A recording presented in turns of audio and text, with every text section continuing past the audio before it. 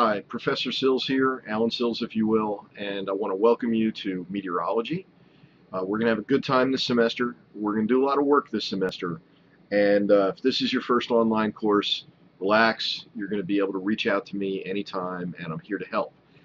If it's not your first online course, this is one that's very technology rich. We're going to do a number of interesting things, and you're going to learn quite a bit, both about meteorology and maybe even about technology.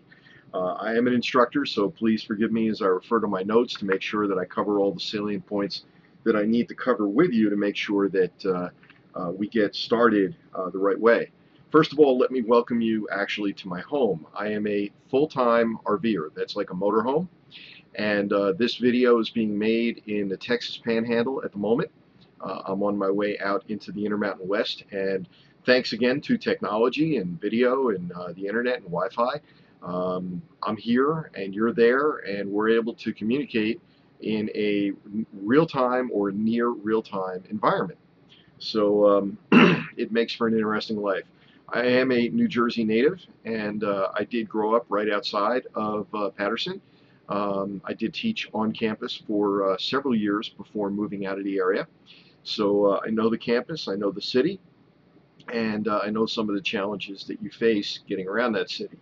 So and living in it. So just know that I do know the area, and my heart goes out to you living in New Jersey at the moment. So that said, we are at the peak of tropical cyclone season, and what I want to do is share with you some of the things that are going to be keys to helping you be successful in this course. You know, the course is asynchronous. That means that you don't have to be on when I'm on, and you don't have to be on campus. You don't have to travel anywhere. You're going to be able to do the work from the comfort of your home, assuming you have a computer and that you have internet access. Well, my best advice to you is stay on top of the assignments. I keep everything posted inside the Blackboard, the WebCT environment. I will start with Unit 1. We'll go on to Unit 2, 3, and 4. And in each unit folder, you will find the assignments that are relevant, and you will find debriefings on the assignments, and that's very important too. I want you to do each assignment to the best of your ability. I will collect a few of the early assignments, but this is college, so I'm going to stop collecting those assignments after a few of them and leave it to you to do the work. Now, I will invite you to take part in discussions or in postings that I invite you to do, and I'd like to see you become an active participant in some of those discussions and postings that I put up for you. And my best advice also is when you do the work, you're going to find that I'm going to post solutions or a debriefing. Now, when I post a debriefing, what you should do is compare your work to mine. And where you find that your work or your answers do not match my answers and explanations, then you need to ask me questions. If you're not sure as to why I said what I said or why it is the way it is, hit me up. All right, communicate with me. You can do that easily from within the WebCT, the Blackboard function. Just mail, personal mail back and forth. Not within PCC's mail, but within the WebCT mail. You should expect at least 3 exams, and a majority of your grade is based on those 3 exams. However, I also factor in how active a participant have you been. Are you an active learner? Are you taking a role in your own education to make sure you're on top of things? And if you do the work, you'll be absolutely fine if you understand the concepts. I'm more concerned with concepts than I am with rote recall. I'm not real big on rote recall. That said, there are a couple of things that I need you to get a hold of, a couple of resources that are going to be helpful to you. The first of these resources is a textbook, and a textbook that I'm going to be using and generating questions through and using the questions from is Meteorology Today, the 9th edition. Now, I don't know what your bookstore has, and so I would suggest you go there and check it out. If they don't have the 9th edition, tell them that I'm still using the 9th edition, and if you want to get it real quick, I know that Amazon has it. And by the way, I'm going to put links in the introductory page that you access this video from, so that you can go directly to those links and access all the information that I'm about to share with you. Aaron's book, AHRENS, is pretty readable. I don't really care where you get it from. I do care that you get it, and you get it as quickly as possible. You will find it to be a valuable resource during the course of the semester. What I'd also suggest to you is that when you read the book, and if you haven't tried this strategy before, it's a skill you're going to want to develop. And that is, when you read a textbook, do not read it like a novel. Read it with paper and pen in hand. Take notes. And you may even want to re-scribe those notes, summarizing them. And you might even try reading sections of the book out loud to yourself. Now, why is that? Because what you're doing is you're engaging multiple senses. If you're reading a book and you're taking notes on it, your brain has to be more engaged than if you're passively reading a book. Does that just make sense? And if you're taking notes on it and you read those notes and you retranscribe those notes, aren't you further absorbing the information? And again, it's not so much that I'm concerned about rote recall. What I'm more concerned about is that you absorb the concepts, that you instill the concepts in your mind. And reading out loud, for some of you, might turn out to be a valuable strategy as well, because again, what you're doing is you're involving an additional sense. That additional sense is your ears are going to hear the information, as well as your eyes picking up on the information, and with your hand writing some of that information down, well, that's going to just reinforce things even stronger. So hopefully one of the things that I will help you to do is, if you are a lifelong learner, and I hope you all are lifelong learners, that this may help you in developing and evolving your own learning skills. Okay, in addition to the textbook, there is a lab manual, and we're going to start the semester with a study of tropical cyclones, quite appropriate because we're in the peak of tropical cyclone season. So you need to get a hold of this manual as soon as possible. Now, there's a couple of catches here. First of all, the manual I want you to get is called Exploring Tropical Cyclones. Again, I'll give you a link to the Amazon page, and I'll put that again on the page that you access this video from, that introduces you to the course. And the book you need to get, the manual you need to get, is the first edition. It's from 2001. I think some web pages reported as copyright 2002. Do not get the second edition. Do not get the edition from 2006. They use different software tools in those two different editions. The one you want is the early one. It comes with a CD. Can you buy it used? I suppose yes. I mean, Amazon's got some links to buy it used for very little money, $10, $5. But you need to make sure it comes with the CD. The CD is going to supply you with software and information. And as I'm saying this, I'm thinking in my mind, there is a strategy we're going to use to install the software, and the CD might be a little less important. If you can get it with the CD, get it with the CD. If not, absolutely just get the manual, because the software has to be installed in a very unique way. The software was originally written for Windows XP. Actually, I think it was written for Windows 98. And it worked on XP. It created problems in Vista, and it's just not installing at all in Windows 7 unless you use the strategy that I have laid out for you, and you will see that strategy in a upcoming lesson very soon. And I'll provide you with the information you need on what to install and how to install it. It's a very unique installation strategy. It will work in Windows 7. It absolutely does work in Windows 7. I have Windows 7 with 64-bit on my laptop, and it works there, so I know that there's no problem. But if you can get it with the CD, if you cannot get it with the CD, then absolutely just get it, and we'll make sure that this is working for you. Stay in touch with me and watch the videos step by step by step where I show you how to install it. So again, make sure you have the first edition of that manual. Alright, and if the software was not that great, I wouldn't have you do this. It really is a challenging install, but you can do it. I'm going to walk you through it. But again, I want to reinforce that it really is that good a piece of software. Now, I'm going to introduce you to some resources that will be of value to you, not only in the course, but really in your general life. These are websites that you're going to find helpful now and probably for the rest of your life as you are seeking information. Because one of the things that I find fascinating about meteorology is it affects us every day.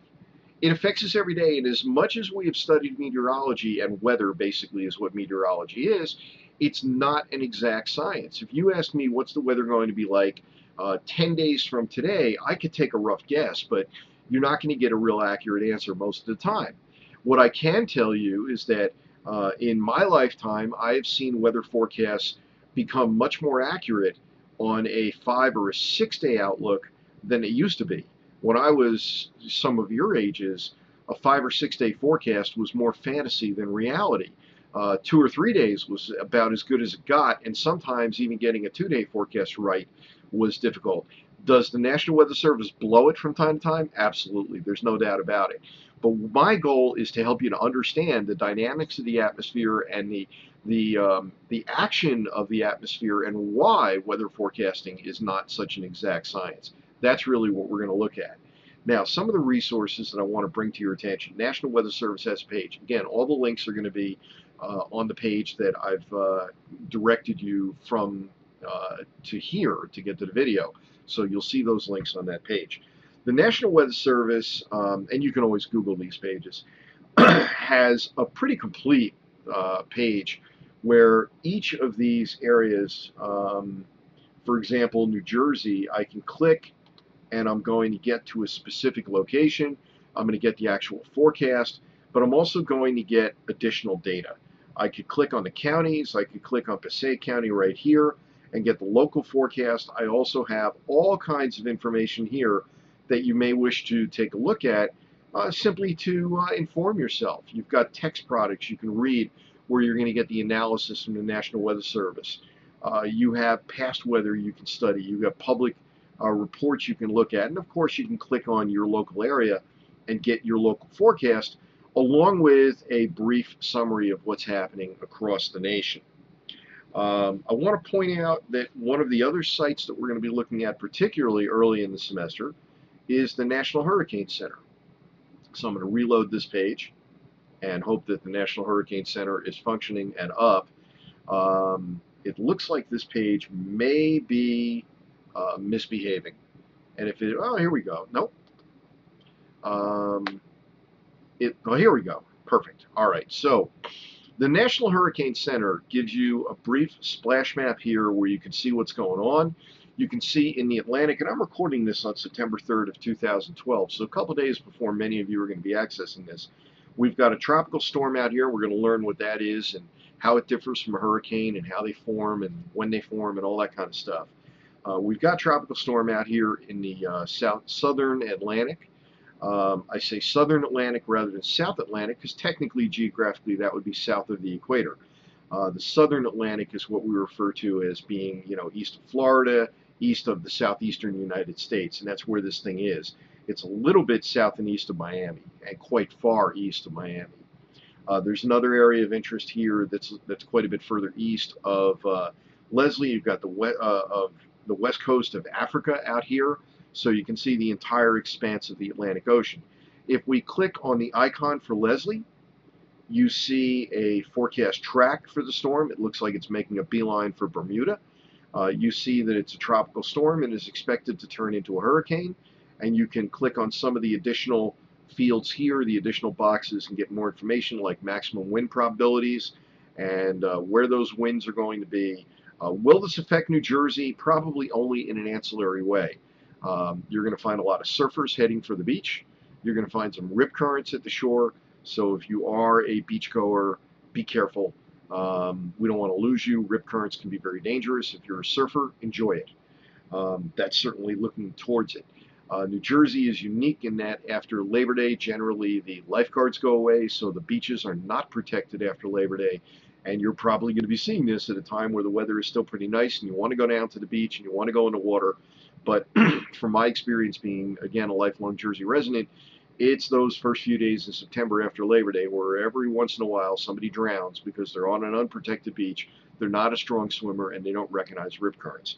Take that for what it's worth. All right.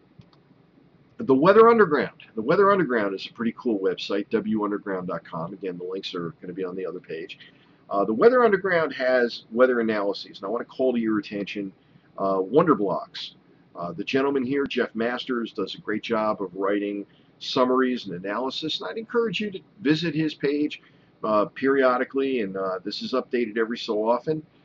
This is something that I would encourage you to take a look at. You can also get a national map here, and you can see that there's a cold front. Actually, it's pictured as a stationary front right on the northwestern corner of Texas. I'm right about here right now, and that's actually going to turn into a cold front and pass through this area. Temperatures, which are in the mid-90s the next couple of days where I am, are going to be cooling off to the upper 70s by the weekend for daytime highs. Absolutely spectacular for this time of year in North Texas. All right, here's another one, Weather Bell, AccuWeather. All right, AccuWeather. AccuWeather is a great site that will provide you with analysis on real-time events. You can see drenching storms hit New York City, Philly on Tuesday. Breaking weather storms soaked the southeast. You will find here brief analysis to explain things to you, and it will help you with your general understanding, because one of the things that I'm real keen on is to keep the meteorology course relevant and topical. I want this to be something that you can actually apply into your own life. There are people that take this course because they plan on becoming pilots. There are people that take this course because they want to run a business, maybe a landscaping business or a snow removal business, or even people who are interested in farming. And as hard as that is to believe, New Jersey is called the Garden State, and there are a lot of farmers in New Jersey. Meteorology is a course that will help you, a study that will help you to understand and begin to do a little bit of your own weather prediction and understand what resources are out there to help you with that. Another resource that I want to bring to your attention is Weather Bell. It was developed by Joe Bastardi and by Joe DeLeo. They're both lifelong meteorologists. Joe DeLeo was a professor at Linden State College when I was a kid. I went to Rutgers University, and I almost went to Linden State College because Vermont is just an absolutely beautiful place to be. And Joe DeLeo, even then, was a legend. Today, 30 years later, he has developed his own website. He's got interactive tools here, which are just very interesting to use. You've got radar here. That's what this green is. You can do things like overlay enhanced infrared satellite, and that will bring some additional visuals out here. If it's working this morning, it looks like it's updating, but not bringing that up. Okay. You can go to forecast model tracks for hurricanes, and if I move the image, I can click and drag. I can see what's going on with the tropical cyclone that's out in the Atlantic, Leslie.